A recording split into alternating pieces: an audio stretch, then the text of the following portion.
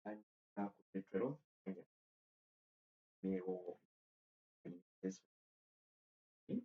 day 11 twayiga kuzimba website yaffe PHP ne MySQL twayiga naye twayiga okukozesa ku local host ku computer yaffe naye olwaleero tugenda gikozesa nga website yaffe eri ku internet olwaleero tulina okuyiga n'okussaamu ku ka AI kati tandike ku internet okwo sigenda kuyita budde katutandikewo ku internet okwo kuliko company nyingi ezigenda okututerekera website yaffe ezimu za kusasula endala za bwereere kati ayita kampuni eyo egenda kutereka website yo ku bwereere nga tosigadde kampuni endala nyingi nga Google Host nyingi ezisobola okikolera naye nze ngenda kukozesa external hosting mu vidiyo eno olaba ofunye obudde tumenya amateeka bwe tusoma amateeka ga external hosting okola account esukka mu emu kati genda kuddamu okola account external hosting genda ku loginga in mu account already gye nyinabo tambule ekirungi account eyo sinagiteekako bingi nga okugoberera nawe bonaaba omaze okola eyiyo ojja kujja mu Google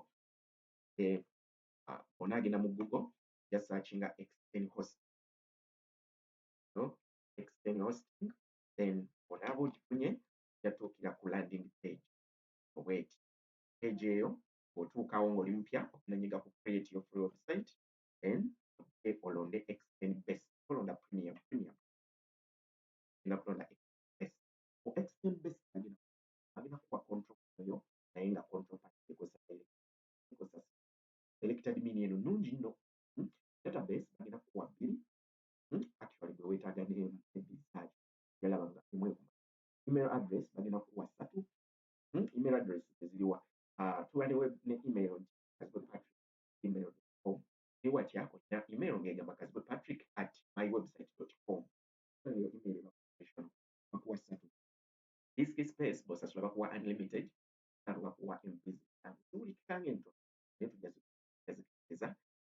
project domains unlimited bano bakuwa 3 baboga nti hosting.com yourname.com kazibwepatrick.com myschool.com bakuwa 3 ekayo domain 3 osobola okuterekaku website 3 bw'oba osasudde unlimited support 24/7 dedicated wano bakuddamu buli kibuuzo ky'oba oweebuuza singa oba osasudde naye bw'oba nga tosasudde munnaawe oba ogenda kweyambako wekka ebibuuzo oba tolina wogenda kubuuza bakuddemu oba community support beebo abapositinga ebibuuzo egy'enjawulo Facebook X oba ku GitHub basobola okupostinga ebibuuzo ebibuuzo ebyo abalala bajja ne babyansalinga naye ng'ekyo kisobola okutuukayo ekibuuzo nga tewali naye wendi external hosting eno ngikozesa okumala ebbanga era bw'oba olina ekibuuzo kyo eno ya $3.95 continue then tutamu email address ne continue then bwe tumala tugende tukole account nze account ready nakola ddala era bwe naakola endala kakati ngenda kunyiga ku sign in omala okunyiga ku sign in ngenda kunyiga ku extend premium premium because abasasudde VPS bano abalina virtual private server abo nabo basasudde genda extend bwe tumala awo ogenda ku loginga in ready and logged in ogenda teekamu email ne password ready and logged in ogenda tuukira wano account yo bw'eba ntya your services you currently have no active services check the services page for service bwe tucheckinga inactive service oba mu services page wano agenda kundaga nti nina service gye baali bayita tulabe buno obuzibu buli ku external hosting era busuubire singa onaakola kino nalina service nga bagiyita DXT@extend wega account yange yali ya bwereere naye eri terminated bagistop lwaki nti omala ennaku 14 nga tologinze mu external hosting website ye evaako bagijjako balowooza tokyagikozesa so at least funa obudde yitayo kologingemu just login mala kakati eno account ninagifiisa era gye nzize ngiyigirizeeko service eno nagisitopinga inakola service naye wenagikola wenanyiga add new nenkola service ya nenzimala ennaku 14 nga sikomyewo okuloginga mu account awo website yo let's add new otunyiga add new weyakakola account nawe gyasangawo ekyo tulina options zino tulina free tulina starter ne premium tulina free ya tulina starter tulina ne premium so kakati waneeno bwe tusomasomamuko free eno yabwereere ever then starter wano tulina kusasula omwaka $14 eno premium tugenda sasula $3.95 bw'osomaasomamu tusooke tusome emitabo tegeeza oba oliawo starter noba nga mwaka dola ezo 14 ziweza domains oba ku free bakuwa 3 n'emu ekumala bw'oba olina website domain emu ekumala then bw'oba ku starter bakuwa 6 wali unlimited domain pointers 1 unlimited domain pointers ezitya otusonga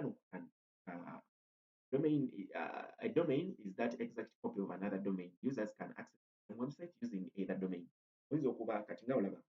x obudde buno yali twitter ogenda n'owandiika mu twitter.com bwetujja ku kakati tegeeza eyo twitter.com is a point to x.com osobola okuba ne website yemu naye nga domain nga 4 nga zonna zigituukirako oli bw'atayipinga kazibwe.com patrick.com website google.com website ekyo okupointinga ku website yo yokupoint wano bakuweemu nawaneemu wali subdomains 2 wano 4 wano unlimited subdomains nazimba school management system bagiyita my school bwe weetegereza school management system yange eno sooka otunuulire domain name yayo sooka otunule domain it is myschool.sunliseeagle.com eno sunliseeagle.com ye main domain enkulu kano ka my school it is a subdomain subdomain ziyambako okuzimba website endala ku domain yaffe kugamba domain yo zonna zoyagala naye ezo endala zeetisse ezitika ku kiyita subdomain ekyokulabirako ekyo UNEB yennyini erina website yaayo eri uneb.sc.uk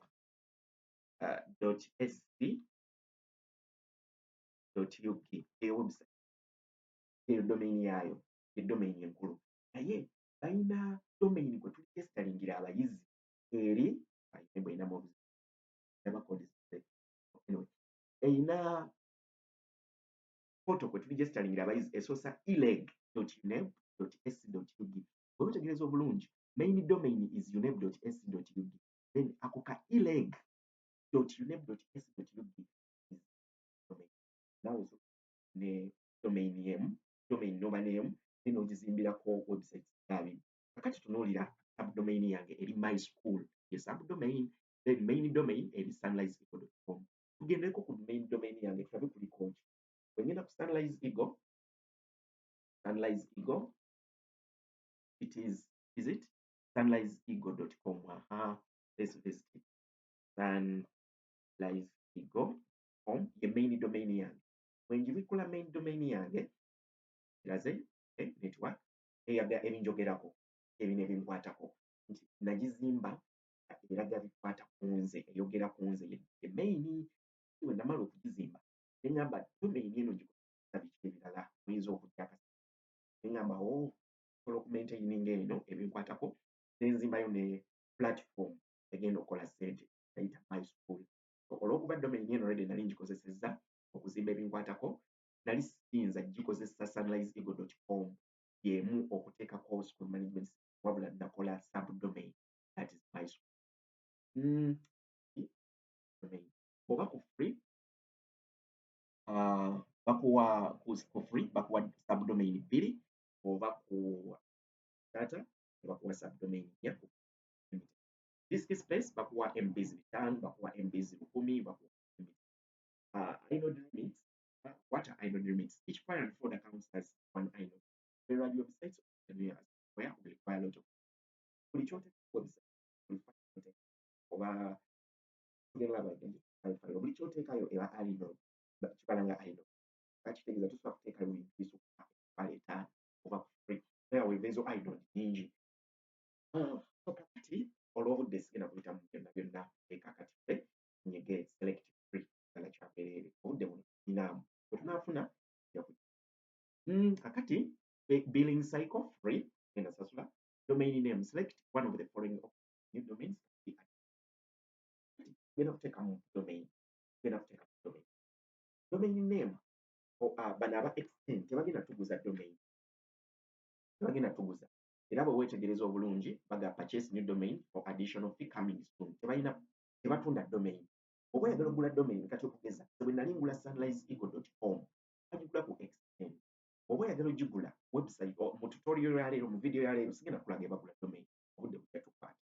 kubanga process nyingi neneko naye nga osobola ogigula ng'okozesa mobile money ekyo nja kireeta muteddako kati bwe tugenda kukozesa subdomain eyaabwe tugenda kukozesa domain eyaabwe naye bonna bweyagadde okugula ngenda kuwaako hint ojja kgenda ku namecheap ba google host nawe ne uganda tulinawo domain ndadde 13 ekireeta ekyo kati tukozesa domain eyaabwe tugenda kugula genda nyiga wano sigenda nyiga transfer use domain already purchasing from another registrar twagala use an extend subdomain tegeeza tugenda kuba ne subdomain ng'esembyayo .mx oba bwe tunyiga nuka arrow tusobola olonda any other subdomain naye ndowooza eno extend.mx kola better so kakati website yaffe ebeere www ugeektalk ogeza twagala kola ka social media extend egenda kuba www.ugeektalk.extend.mx kibi ekyokuba ne subdomain eyo subdomain ng'eyo ogezaako giteeka mu google rank oli bw'asaakinga website yo tesobola kurankinga ku top kyangu mpozi ng'ogitaddemu obukodyo bungi naye okugisanga nga ye rankinze waggulu oli bw'asaakinga ugeektalk oba social medias mu uganda nesooka waggulu si kyangu tegeeza ojja kwetaaga domain tukozese ugeektalk.extend.mx password yaffe new hosting service password tugikuume genda giteekamu endala kankuumeeyo check here if you have read and agreed bw'oba okkiriza terms and conditions byonna nze nzikiriza yadde sisomi naye nazisokodda sign up inde account yaffe abasubscribinga likinga then zamu amaanyi twebaza abo abajja mu inbox batu encouraging omu tukole videos and twebale so tujja kukoowa naffe kola video buli nalaga nti muteta bakuba ekimalamu amaanyi eriko like wali basubscriber aligatu now account yaffe ewedde okolebwa your service has been created the produce good kututuuka wano ekijjako tulina saava wetegereze bulungi wetegereze ebintu bino byetaano era nze mbaggwe budde buno opololawo n'ebinooti ali olina saava is x11 kakati wano neetaagawo ki neetaagawo username eyo username order number due date free eyo nyinza obutabyetaaga kati naye neetaagawo username eyo ojja kuba yamu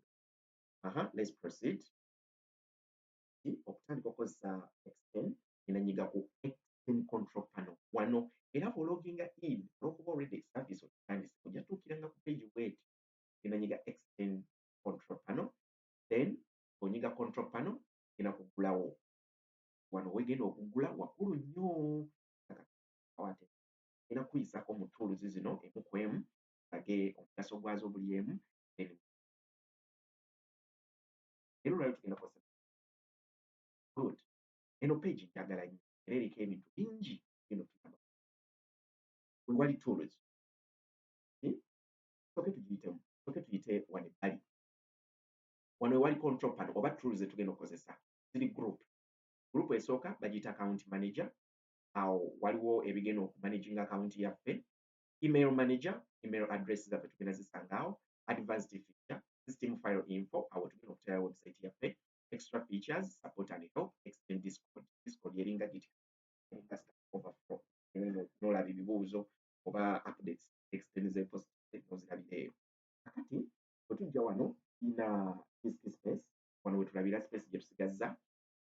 tunagikozesa tulina 0 bytes then twakakozesako 0 bytes nga disk space eri 512 bandwidth eri unlimited bandwidth abantu abajja ku website yo gye bakoma ogigendako gyokoma okendera bandwidth naye kati inodes ekyo nakyogeddeko buli kyowa uploadinga ku website yo countinga tetunakozesako nakimu azirina zonna empalet email tetunakolayo nemu 0 out of 3 ftp account wano wakulu uploadinga website yo wano ftp wakulu agenda kuwaawo nnyo ate tulina ftp account name then zina kuba 3 database tetulina zina kuba 2 amaze otuuka wano andikirewa tuzimbise AI tugende tugambe AI tukolereyo ka kodi akamangu oba obadde olina kodi zewazimba mu ZAMP bwebudde ogenda zireeta mu website ya kakati njagala kulaba website yange bwe nabadde nzigulawo wano taabu eno empya mwemuli dashboard then wewetegereza eno waliyo taabu laga gye twavudde era bwe nginyigako genda tulaga services zirina zino kati mu services ezo wano wansi waliwo domain name yaffe yiyo ugitalk.xn.mx oba domain eyo still tudeyo ku taabu yaffe eno domain eyo nsobola okwongera okugiraba obulungi domain ya website yaffe bwe nanyiga ku account manager nenyiga ku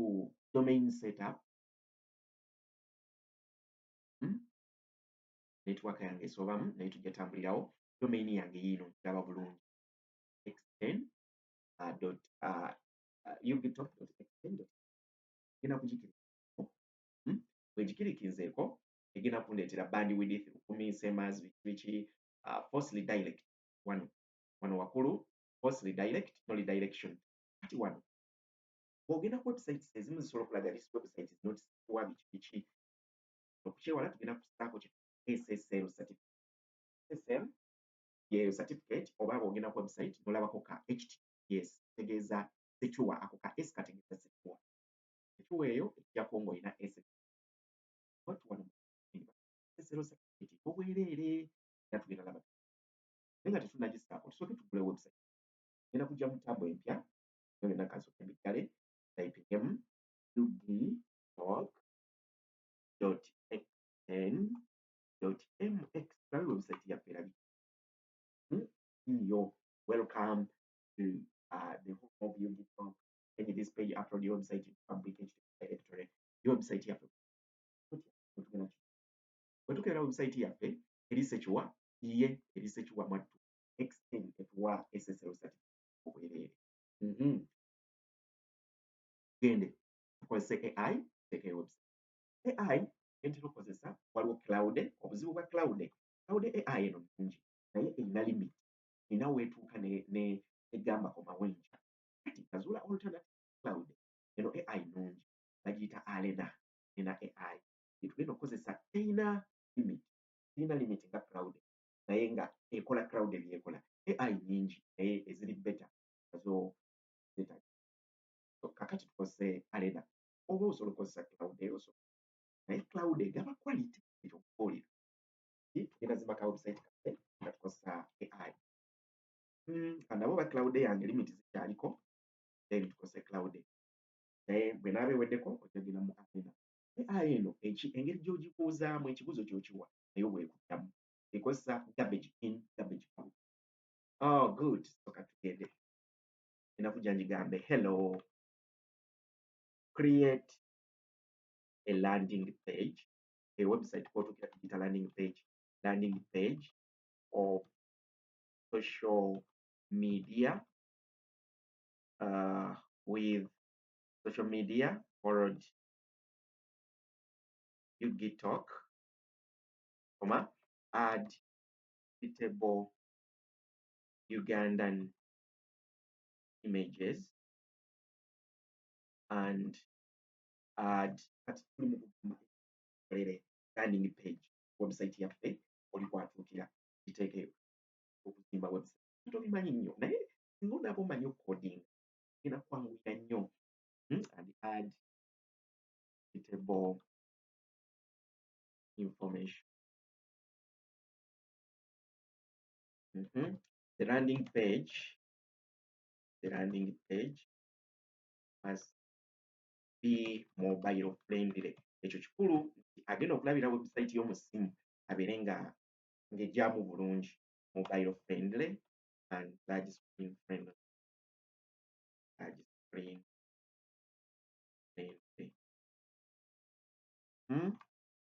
Tukiyongereko ki ekirala kakati wano waggulu tumaze ogigamba creating tugenda gigamba give me one HTML. Tukozese HTML, tukozese PHP because external hosting eyina PHP, so kati websites zaffe zonna tuzimbire mu PHP kubanga tugenda kwetaaga okusanga database. Give me one PHP file containing CSS and JavaScript and forward index. So egenda tukolera file egiyite index.php then file wali mu external hosting olabeka girinde nga bw'ekola kanjira nkuzaayo mu external hosting nga bwe nkuyisizaamu bw'ebitambula. External hosting bwe nzirayo tuli mu account manager bwe nzirayo wano dot zino ezisooka ku kamenu ako bwe nkanyigako kagenda kunzizaayo ku dashboard waliwo twatuukidde. Network is a little bit slow. Let's go there back. Okay, bwe kaba tekanzizaayo, let's use this option. Bwe nyigako wano ku account manager labe wali FTP management wano waggulu nnyo wetegerezeewo. FTP management wano we tugenda okuyitira okuploadinga website yaffe oba tusobola okuyitira mu browser nga wano we tuli naye nze nandisuggestinze okozese FTP means file transfer protocol. File transfer protocol yeyo protocol oba yeyo part transferringa files kati cloud egenda tuwa file then file eyo tumale tujja uploading genda kwetaaga nyigewo FTP management. Wenyizeewo nendeetera nti FTP accounts for UGI we have 1 over 3 accounts. Tulina a account gye bayise DSML account. Tusobola okukola account ngenda ginyigako ngenda gyeditinga nkyuse password yaayo. The full name is that one, password management. Current password ngenda kozesa erimu. New password ngenda kozesa one. It is not good to share my password here. Alright, naye bw'oba tosetinze password gy'obadde naye ya account yo yeba password ya FTP. Naye nze kati ngenda settingamu empya. Good. Gisetinze ngenda gamba change. Incorrect current password. Eri current endaze nti sintu. Wano buba buzibye. Bwemanga current sikira. Current ekoze. Kati current bw'eba ekoze tukyusizza kuteekamu empya. Nekigenda kunyuma. Bw'oba omaze okukyusa FTP account yo nga byonna biteredde ddayo kati onaakyali mutukolera website page yaffe. Genda mu Google osaakinge FileZilla. FileZilla oyo software agenda kukuleetera okuwuliziganya ne Extend nga bw'oyita okuteekayo website yo. FileZilla omudownloading yuuyo FileZilla the free FTP solution. FileZilla nze already namudownloadinga era bw'onaamala okukola ekyo ajja kujja ku computer yo nyiga olina options bbiri wano olina download file client ne download file server. Kati ogenda kozesa file client kiwedde bw'omaze omuinstallinga FileZilla agenda kufaanana bw'atyo. Nina ku computer yange already gasigenda kuddamu kakati ngenda muggulawo. Bwe nzigulawo FileZilla oyo mugudde biki bye neetaaga. FileZilla alina window eno one alinawo waggulu we tugenda okuteeramu ebikwata ku account yaffe account. Genda teekamu host teekemu username ne password. Wano local site ebitonotono ebikwata ku kompyuta yaffe tubirabira wano, ebitulaga awo na wano. Then kitegeeza nyina local site, ze zino folder eziri mu kompyuta yange. Ezisingawo ziizo bino biba bya kompyuta yange. File transfer wano, file ze ndi mu kutransferring okuploadinga n'okudownloadinga okuva ku website yange eri online ngenda zirabira wano. Then eno ku mukono ogwa ddyo waliyo remote site, eno ye website yange, file eziri mu website yange eri online eri gye tuyise UGittalk ngenda zirabira wano. Kati file zira ngenda giconnectingako, mala connectinga ku website yaffe tuyita mu file zira. Crowd bw'amala otuwa gundi yaffe gye tumusabye, file yaffe gye tumusabye, then bw'amala ogituwa yino agimaze already, tugenda gidownloadinga, bw'amala ogituwa kyatukoledde anyway tugenda kumala okifuna teekeyo tulabe. Bw'amala okituwa tugenda kyuploadinga nga tukozesa file zira, hiyo kodi gy'atuwadde. Tusooke tugidownload. Index let's download. Nzije mu desktop ngikuumire wa? Ngikuumire wawe naagijjukirira obulungi mu new folder 3, ngiteeke mu new folder 3 eneerabika. Nja kijjukira new folder 3 ejje kumpi esooke eve mu zino ennyingi kubanga no yeeterese website yaffe. Obudde buno PHP kiyinza obutagiraba kyekola genda mala gy'app. Tugende mu file zira tuconnectinge tu uploading. Host yani host yeyo website yo. Kitegeeza ngenda kujja nkope UGittalk HTTP ziteekako erinnya lya website yo, domain name yogenda okussaawo mu host. Username bwe tugenze mu FTP baatuwadde username eyo, genda gikoppa giteeke wano mu username. Password gye wasetinze mu FTP gwagimanyi eyange yiiyo. Port wano ne nyiga quick connect. Onyiga quick connect n'owulira ki ekigenda mu maaso, file zira ebeera ekubuulira. Kati the server certificate is unknown, please tuline file zira etubuulira ki ekigenda mu maaso, nsobola okusamuko. The server does not support telesupport. Okay. Good. Tuwedde. Otunula waliwo nagambye mu remote site enjiriddewo byonna ebikwata ku website. Folder za website yange zonna ziizino. Kati ndi ku website connectinze ne bwe nkulozinga browser ne bwe nkulozinga external host byonna website yange controllingira wano. Bwe twetegereza obulungi sigenda kutwala nnyo mu details za buli folder. Naye folder ki gye weetaaga okuteeka yo? Folder gye weetaaga bagiyita public HTML. Folder eno teeka website yo era okugigulawo genda ogiklikingeko omulundi gumu, then bw'ogiklikingako egenda kuggulawo ekulaga ebirimu munda. Bino ebirimu munda bye bino bwe twaggudde UGittalk, kino ky'olaba wano, welcome to the home of UGittalk, ebiri munda muno eno website yo. Kati byonna tugenda naye ogenda kusooka olindeko okusiyaibin olindako okasimuula nakubuulira lwaki okasimuula n'enkyakugana. Kati tugenda kubyayirayitinga bino byonna. Genda kunyiga mu kisooka nyige shift keyboard, nyige ne mu kisemba kitegeeza byonna byayirayitinze, nyige delete keyboard, delete erepeesa lya delete si backspace wabula delete. Embuuze really delete 7 files from server? Yes. Genda bijjako ebijjeeko sigaza sijaibin. Kakati kange nendeete folder eri index page yaffe ID yatuwadde gisuule wano. Ngireeta ntya? Ngenda ku minimizinga window eno nga nyiga ku negative. Bwe mala ogiminimizinga eve ku screen, then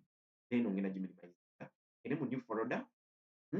Nkwate eno index dragging kwe kunyiga eppeesa lya otandika n'otambuza. Ngenda gitambuza gyentunuze mu fayiro zira. Kita kyakutte fayiro zira bw'emala okuggulawo twali wano mu space ewakalu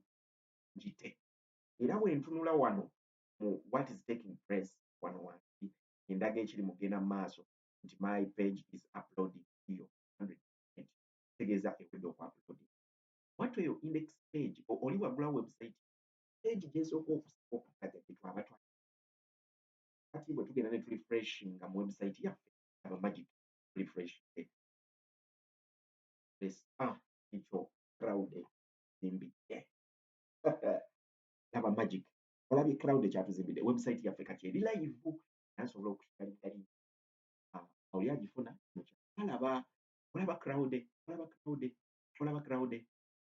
crowd. Kitegeeza singa tubadde tulina obudde nga tulina okuzimba koodi zino emu ku emu kyali tutwalidde ennaku bbiri, crowd kitugondereza tumaze okuzimba home era bwe nnyigawo addewo form crowd mugezi nnyo eno AI ngezi nnyo esobola okukolera byonna by'oyagala eziga zi Gemini ezisingayo crowd. Kakati crowd tusobola okuddayo ne tuginyonnyola tumaze okuzimba landing page kati twagala kukola dashboard oli kwatuukira n'asindika message. However kati tukola ekyo tumale okukola database eyegino user bw'anajja ku website yo najjuza form tugeze agambe get access najjuza form eyo yeterekewa database but however omaze okulaba website yo eri live olina byeyagala okyusa Uganda is talking agala kigamba Uganda is talking nkyusa ntya olina notepad plus obadde ogobera ennaku ezisooka zonna twagamba ogenda ku right clickinga ku page eyo gy'oyagala okukyusa gambe edit onyiga edit omulundi ogusooka tegenda kugulawo mu notepad plus egenda sooka ekubuuze where do you want yange yo kafayiro wano akimpatiira olage kijjoku ngenda kukolayo kafayiro oba oyagala okukolamu fayiro endala mu website yo index page eyo gimaze eyange yina eggulira mu naye bw'oba oyagala okukolayo kafayiro akalala kakolayo kafayiro create new file test.md kanteekeko file name extension ey'enjawulo laga eyo kikinakubuuza ng'osoose okugigulawo omulundi ogusookamu onaanyiga right click n'ogamba edit egenda kuleetera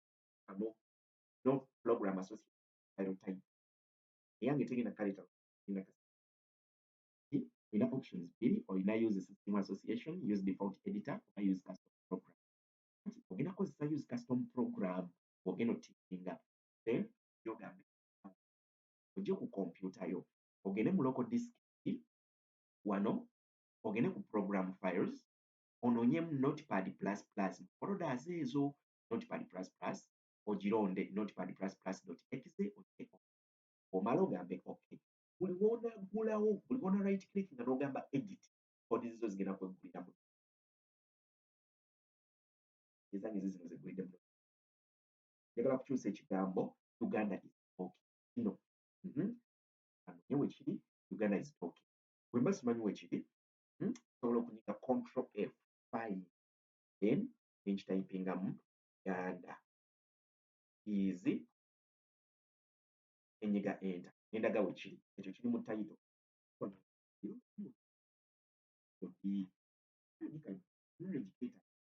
nti ojja kumanya nti bwenkyusa title sina kyengenda kulaba ekigambo tekiri mu title ebyo twabiraba mu days ezaaso kitegeeza ne bwenkyusa kigenda kyusa kigambo ogere nyiga enkoyo ebigambo mbiraba bibiri Uganda is talking mu title n'eno ate bwe ndabako sita mu maaso kitegeeza eyo comment ebigambo bino Uganda is talking ekitegeeza ebigambo bino biri mu bifo bya njawulo Uganda ne talking soke twenoonye biri luddawa ena ku scrollinga waliwo ekyo Ugitalk kino probably kyawo waggulu njagala kulaba we tutuusaamu features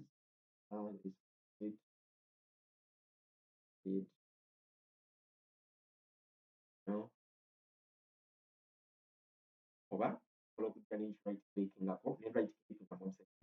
engamba inspect bwe ngamba inspect nenzija nenonda kano kasembe eno select bwe mala okalonda nengenda nenkitunuzaamu ne bandaga weekiri kiri mu heading 1 bwenja expandinga kino Uganda is talking kiri mu heading 1 wansi w'ekigambo part of